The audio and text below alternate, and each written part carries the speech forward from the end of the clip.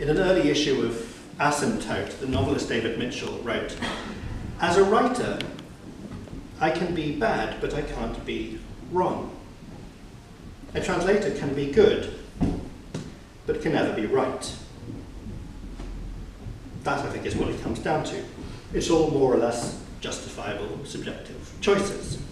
Because translators are interpretative readers and creative writers rather than just lexicographical data sets or collections of algorithms.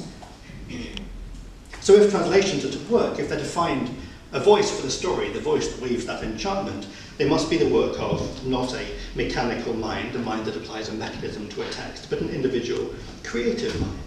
Anthea Bell's Asterix is not only a wonderful creation, it's a wonderful creation that only Anthea could have produced. Not merely because it's hard to imagine anyone else managing that dexterity she displayed, though that's certainly the case, but because even if they could, they would do things differently, as any two writers will. Translators read, and then they write, and every translator will read differently, interpret, select, notice differently, and no two writers write the same.